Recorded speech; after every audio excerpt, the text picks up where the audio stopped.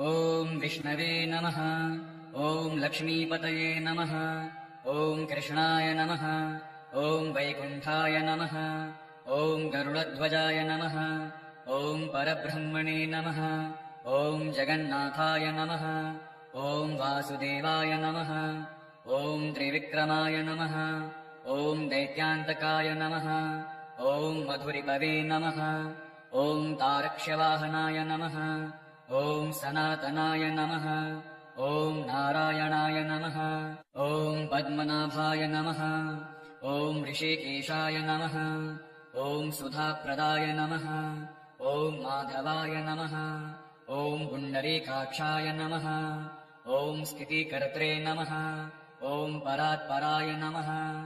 ॐ वनमालिने नमः। ॐ यज्ञरूपाय नमः।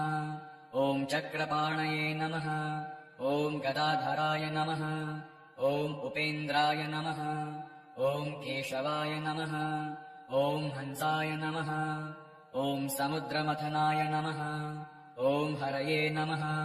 ॐ गोविन्दाय नमः। ॐ ब्रह्मजनकाय नमः।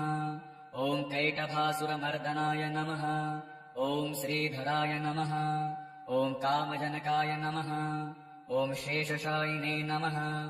ॐ चतुर्भुजाय नमः। ॐ पाञ्चजन्यधराय नमः। ॐ श्रीमते नमः। ॐ सारङ्गपाणये नमः। ॐ जनार्दनाय नमः। ॐ पीताम्बरधराय नमः। ॐ देवाय नमः। ॐ सूर्यचन्द्रविलोचनाय नमः। ॐ मत्स्यरूपाय नमः। ॐ कूर्मतनवे नमः। ॐ क्रोडरूपाय नमः।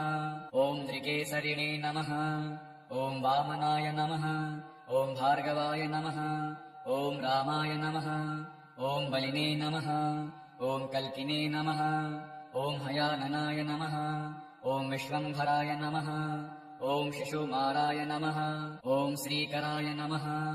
ॐ कपिलाय नमः। ॐ ध्रुवाय नमः। ॐ दत्तात्रेयाय नमः। ॐ अच्युताय नमः। ॐ अनन्ताय नमः। ॐ मुकुन्दाय नमः। ॐ दधिवामनाय नमः। ॐ धन्वन्तरये नमः।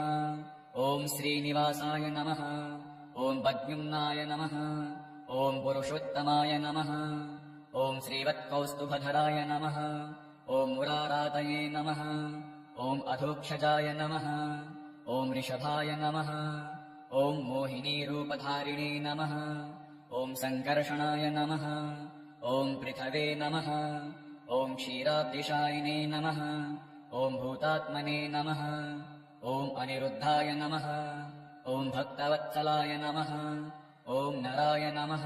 ॐ गजेन्द्रवरदाय नमः। ॐ त्रिधाम्ने नमः। ॐ भूतभावनाय नमः। ॐ श्वेतद्वीपसुवास्तव्याय नमः। ॐ सनकादिमुनिध्येयाय नमः। ॐ भगवते नमः। ॐ शङ्करप्रियाय नमः। ॐ नीलकान्ताय नमः। ॐ धराकान्ताय नमः। ॐ वेदात्मने नमः। ॐ वादरायणाय नमः। ॐ भागीरथीजन्मभूमिपादपद्माय नमः। ॐ सीताम्प्रभवे नमः। ॐ स्वभुवे नमः। ॐ विभवे नमः। ॐ घनश्यामाय नमः। ॐ जगत्कारणाय नमः। ॐ अव्याय नमः। ॐ बुद्धावताराय नमः। ॐ शान्तात्मने नमः। ॐ लीलामानुषविग्रहाय नमः। ॐ दामोदराय नमः। ॐ विराड्रूपाय नमः। ॐ भूतभव्यभवत्प्रभवे नमः। ॐ आदिदेवाय नमः। ॐ देवदेवाय नमः। ॐ प्रह्लादपरिपालकाय नमः। ॐ श्रीमहाविष्णवे नमः। ॐ विष्णवे नमः। ॐ विष्णवे नमः। ॐ लक्ष्मीपतये नमः। ॐ कृष्णाय नमः। ॐ वैकुण्ठाय नमः। ॐ गरुडध्वजाय नमः। ॐ परब्रह्मणे नमः। ॐ जगन्नाथाय नमः। ॐ वासुदेवाय नमः। ॐ त्रिविक्रमाय नमः। ॐ दैत्यान्तकाय नमः। ॐ मधुरिपवे नमः। ॐ तारक्ष्यवाहनाय नमः। ॐ सनातनाय नमः। ॐ नारायणाय नमः। ॐ पद्मनाभाय नमः। ॐ ऋषिकेशाय नमः। ॐ सुधाप्रदाय नमः। ॐ माधवाय नमः। ॐ पुण्डरीकाक्षाय नमः। ॐ स्थितिकर्त्रे नमः। ॐ परात्पराय नमः। ॐ वनमालिने नमः। ॐ यज्ञरूपाय नमः। ॐ चक्रपाणये नमः। ॐ गदाधराय नमः। ॐ उपेन्द्राय नमः। ॐ केशवाय नमः। ॐ हंसाय नमः। ॐ समुद्रमथनाय नमः। ॐ हरये नमः। ॐ गोविन्दाय नमः। ॐ ब्रह्मजनकाय नमः। ॐ कैटभासुरमर्दनाय नमः। ॐ श्रीधराय नमः। ॐ कामजनकाय नमः। ॐ शेषशायिने नमः। ॐ चतुर्भुजाय नमः। ॐ पाञ्चजन्यधराय नमः। ॐ श्रीमते नमः। ॐ सारङ्गपाणये नमः। ॐ जनार्दनाय नमः। ॐ पीताम्बरधराय नमः। ॐ देवाय नमः। ॐ सूर्यचन्द्रविलोचनाय नमः। ॐ मत्स्यरूपाय नमः। ॐ कूर्मतनवे नमः। ॐ क्रोडरूपाय नमः। ॐ त्रिकेसरिणे नमः। ॐ वामनाय नमः। ॐ भार्गवाय नमः। ॐ रामाय नमः। ॐ बलिने नमः। ॐ कल्किने नमः। ॐ हयाननाय नमः। ॐ विश्वम्भराय नमः। ॐ शिशुमाराय नमः। ॐ श्रीकराय नमः। ॐ कपिलाय नमः। ॐ ध्रुवाय नमः। ॐ दत्तात्रेयाय नमः। ॐ अच्युताय नमः। ॐ अनन्ताय नमः। ॐ मुकुन्दाय नमः। ॐ दधिवामनाय नमः। ॐ धन्वन्तरये नमः। ॐ श्रीनिवासाय नमः। ॐ पद्युम्नाय नमः। ॐ पुरुषोत्तमाय नमः। ॐ श्रीवत्कौस्तुभधराय नमः। ॐ मुरारातये नमः। ॐ अधोक्षजाय नमः। ॐ ऋषभाय नमः।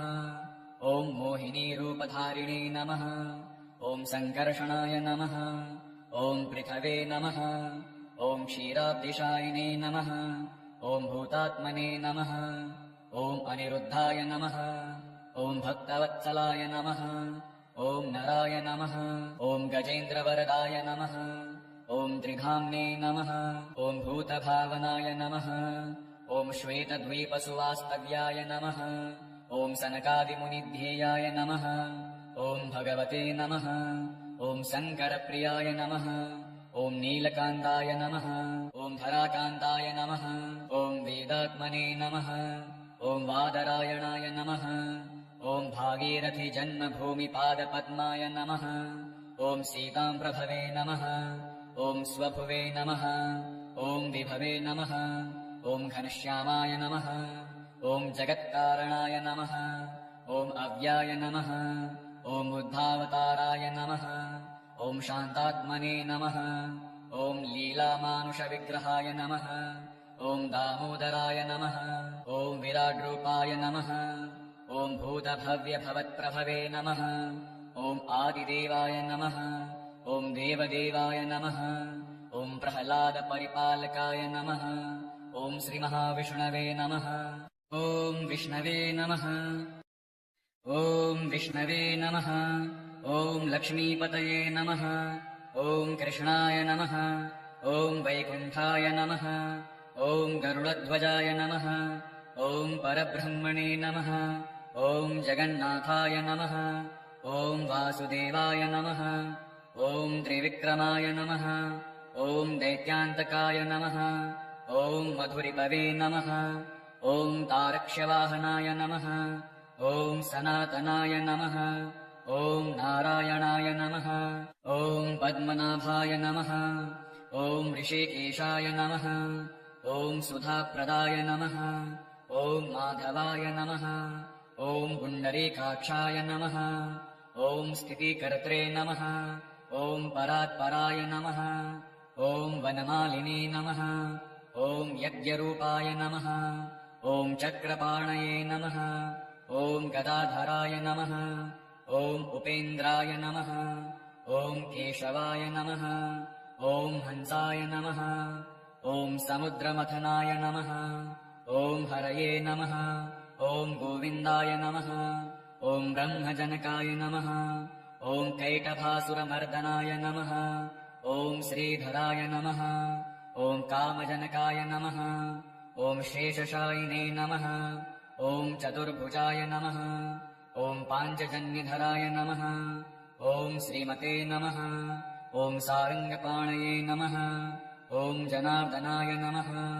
ॐ पीताम्बरधराय नमः। ॐ देवाय नमः।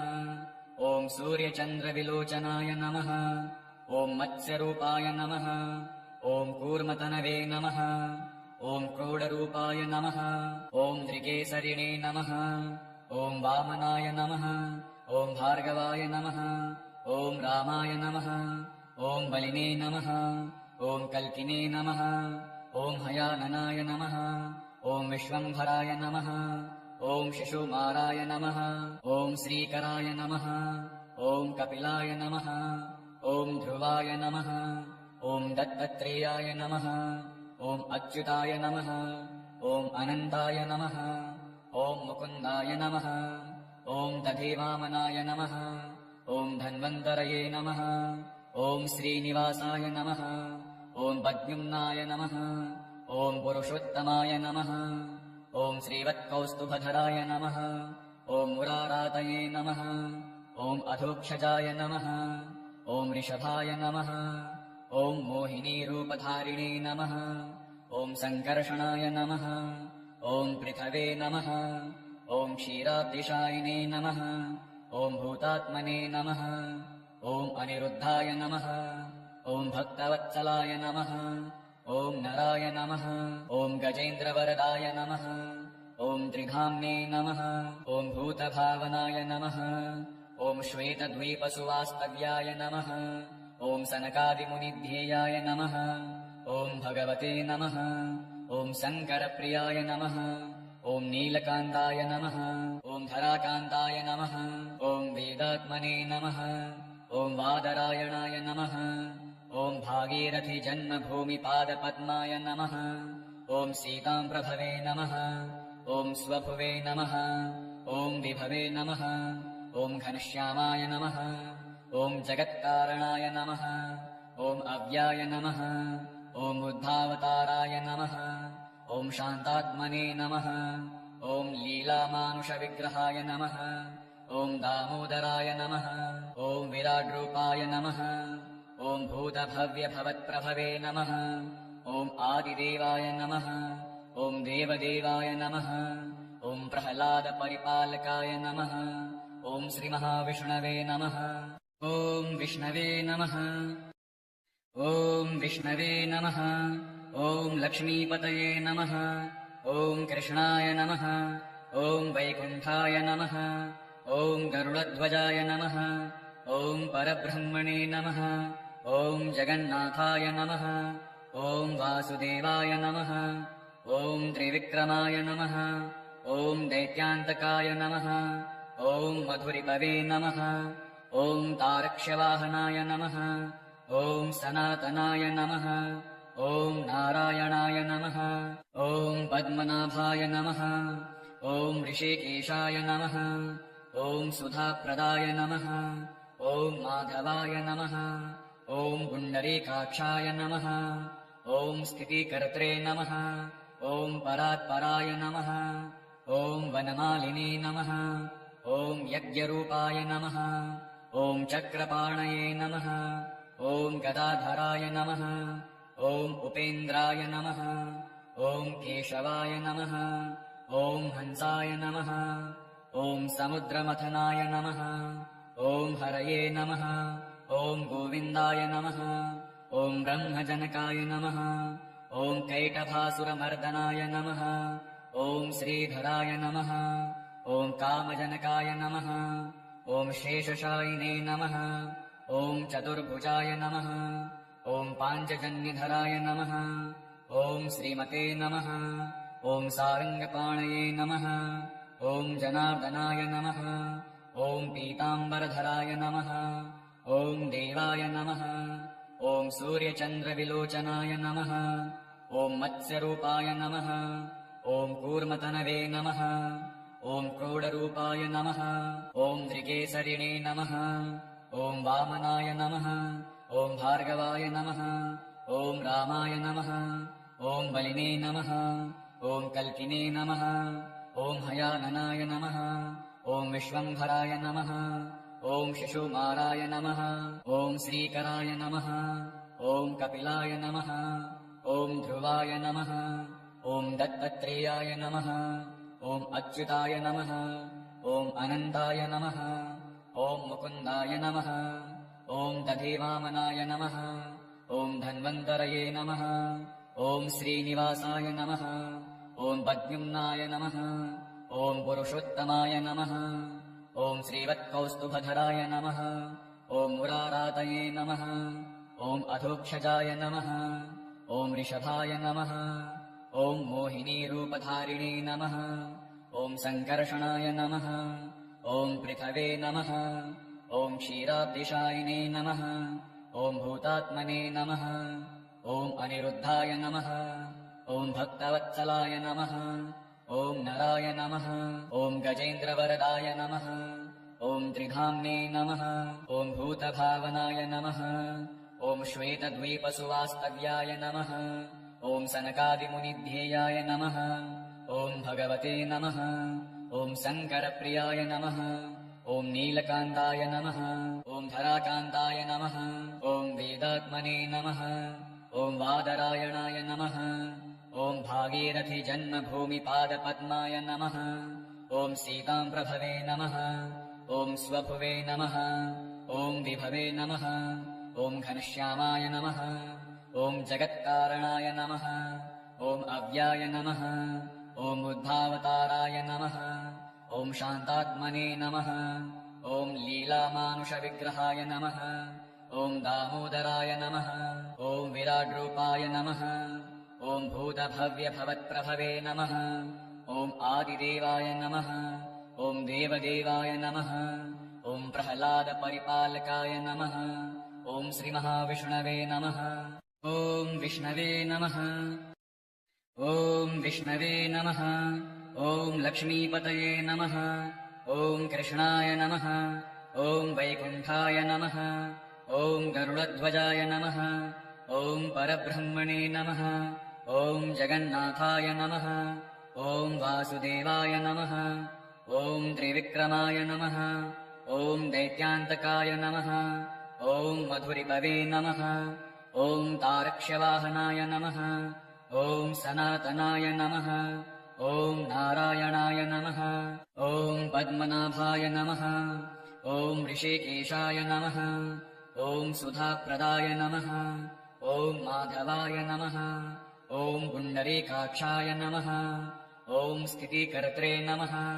ॐ परात्पराय नमः ॐ वनमालिने नमः ॐ यज्ञरूपाय नमः ॐ चक्रपाणये नमः ॐ गदाधराय नमः ॐ उपेन्द्राय नमः ॐ केशवाय नमः ॐ हंसाय नमः ॐ समुद्रमथनाय नमः ॐ हरये नमः ॐ गोविन्दाय नमः ॐ ब्रह्मजनकाय नमः ॐ कैटभासुरमर्दनाय नमः ॐ श्रीधराय नमः ॐ कामजनकाय नमः ॐ शेषशायिने नमः ॐ चतुर्भुजाय नमः ॐ पाञ्चजन्यधराय नमः ॐ श्रीमते नमः ॐ सारङ्गपाणये नमः ॐ जनार्दनाय नमः ॐ पीताम्बरधराय नमः ॐ देवाय नमः ॐ सूर्यचन्द्रविलोचनाय नमः ॐ मत्स्यरूपाय नमः ॐ कूर्मतनवे नमः ॐ क्रोडरूपाय नमः ॐ त्रिकेसरिणे नमः ॐ वामनाय नमः ॐ भार्गवाय नमः ॐ रामाय नमः ॐ बलिने नमः ॐ कल्किने नमः ॐ हयाननाय नमः ॐ विश्वम्भराय नमः ॐ शिशुमाराय नमः ॐ श्रीकराय नमः ॐ कपिलाय नमः ॐ ध्रुवाय नमः ॐ दत्तात्रेयाय नमः ॐ अच्युताय नमः ॐ अनन्ताय नमः ॐ मुकुन्दाय नमः ॐ दधिवामनाय नमः ॐ धन्वन्तरये नमः ॐ श्रीनिवासाय नमः ॐ पद्युम्नाय नमः ॐ पुरुषोत्तमाय नमः ॐ श्रीवत्कौस्तुभधराय नमः ॐ मुरारातये नमः ॐ अधोक्षजाय नमः ॐ ऋषभाय नमः ॐ मोहिनीरूपधारिणे नमः ॐ सङ्कर्षणाय नमः ॐ पृथवे नमः ॐ क्षीराब्धिशायिने नमः ॐ भूतात्मने नमः ॐ अनिरुद्धाय नमः ॐ भक्तवत्सलाय नमः ॐ नराय नमः ॐ गजेन्द्रवरदाय नमः ॐ त्रिधाम्ने नमः ॐ भूतभावनाय नमः ॐ श्वेतद्वीपसुवास्तव्याय नमः ॐ सनकादिमुनिध्येयाय नमः ॐ भगवते नमः ॐ शङ्करप्रियाय नमः ॐ नीलकान्ताय नमः ॐ धराकान्ताय नमः ॐ वेदात्मने नमः ॐ वादरायणाय नमः ॐ भागीरथीजन्मभूमिपादपद्माय नमः ॐ सीताम्प्रभवे नमः ॐ स्वभुवे नमः ॐ विभवे नमः ॐ घनश्यामाय नमः ॐ जगत्कारणाय नमः ॐ अव्याय नमः ॐ बुद्धावताराय नमः ॐ शान्तात्मने नमः ॐ लीलामानुषविग्रहाय नमः ॐ दामोदराय नमः ॐ विराड्रूपाय नमः ॐ भूतभव्यभवत्प्रभवे नमः ॐ आदिदेवाय नमः ॐ देवदेवाय नमः ॐ प्रह्लादपरिपालकाय नमः ॐ श्रीमहाविष्णवे नमः ॐ विष्णवे नमः